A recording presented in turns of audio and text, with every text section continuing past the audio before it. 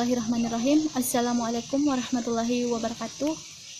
Kami dari kelompok 7 akan membacakan hasil dari makalah kami yang berjudul Pengantar Jinayat atau Jarimah, Unsur-unsur Jinayat dan Jenis-jenis Hukuman. Pengertian jinayat. Fiqh jinayat terdiri dari dua kata, yaitu fiqh dan jinayah. Fiqh secara bahasa berarti pengertian dan pemahaman yang mendalam.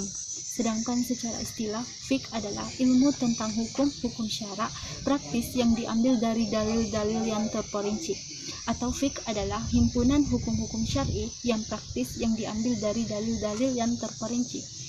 Jinayah secara bahasa adalah nama dari hal yang diperoleh manusia dari perbuatan jelek yang dilakukannya, sedangkan menurut istilah nama dari suatu perbuatan yang diharamkan secara syara, baik perbuatan tersebut terkait dengan jiwa, harta, atau selainnya. Dari pengertian fiqh dan jinayah ini dapat disimpulkan bahwa yang dimaksud dengan fiqh jinayah adalah ilmu tentang hukum-hukum syara yang terkait perbuatan-perbuatan yang dilarang syara, serta hukumannya yang diambil dari dalil-dalil yang terperinci. Adapun perbedaan jinayat dan jinayah. Jinayah menurut bahasa merupakan nama bagi suatu perbuatan jelek seseorang, adapun menurut istilah adalah nama bagi suatu perbuatan yang diharamkan syara, baik perbuatan tersebut mengenai jiwa, harta, benda maupun selain jiwa dan harta benda. Jadi pengertian jinayah adalah semua perbuatan yang diharamkan karena perbuatan tersebut membahayakan agama, jiwa, akal, kehormatan, dan harta benda. Kata jarimah mengandung arti perbuatan buruk, jelek, atau dosa. Jadi, pengertian jarimah secara harfiah sama halnya dengan pengertian jinayah. Walaupun pengertian antara jinayah dengan jarimah sukar dipisahkan, dalam pemakaian sehari-hari kedua kata tersebut dapat dibedakan. Adapun unsur-unsur jinayat. Dalam fikih jinayah, suatu perbuatan baru dianggap sebagai tindak pidana apabila unsur-unsurnya telah terpenuhi. Unsur-unsur ini ada yang umum dan ada yang khusus. Unsur umum berlaku untuk semua tindak pidana, sedangkan unsur khusus hanya berlaku untuk masing-masing tindak pidana, dan berbeda antara tindak pidana yang satu dengan tindak pidana yang lain. Adapun unsur-unsur umum ada 3, yaitu yang pertama, unsur formal, yaitu ada nas atau ketentuan yang melarang perbuatan dan mengancamnya dengan hukuman. Bagian B, unsur material, yaitu adanya tingkah laku yang membentuk tindak pidana baik berupa nyata maupun sikap.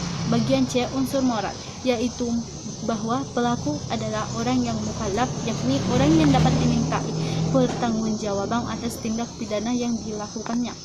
Di samping unsur umum itu, harus pula diketahui unsur khusus, yakni ketentuan-ketentuan yang dilanggar itu khusus memberi ciri khas pada bentuk tindakan jarimah yang dilakukannya, di mana setiap jarimah yang dilakukan akan berbeda ciri-cirinya. Khususnya pada pencurian misalnya, ciri khususnya adalah mengambil dengan jalan kekerasan dan sebagainya.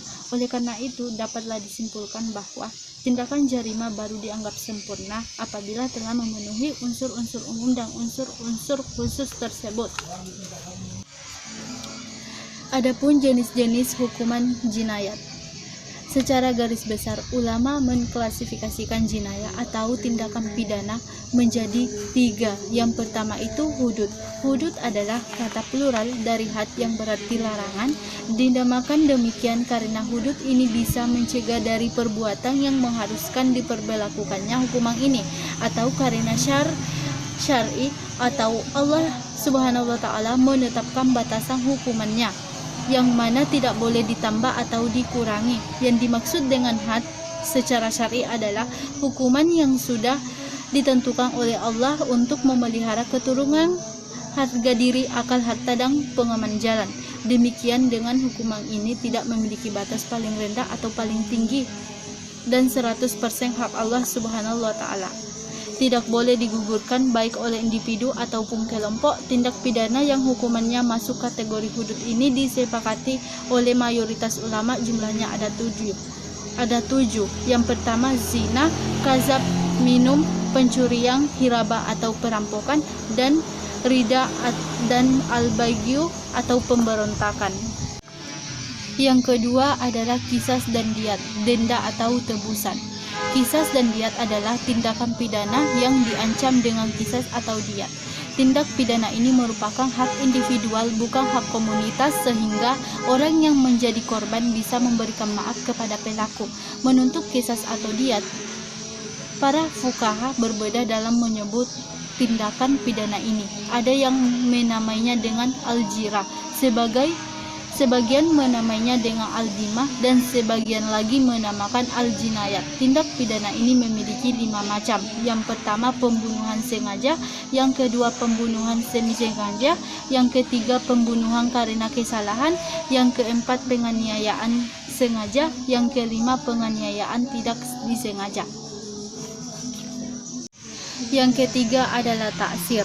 Taksir adalah tindakan pidana yang sanksinya tidak ditentukan oleh Allah Subhanahu wa taala.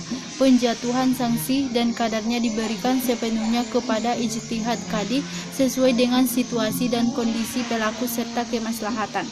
Agar hukuman itu jelas kedudukannya, maka baru sesuatu tindakan jarima dianggap terjadi. Apabila memenuhi bentuk ketentuan sebagai berikut.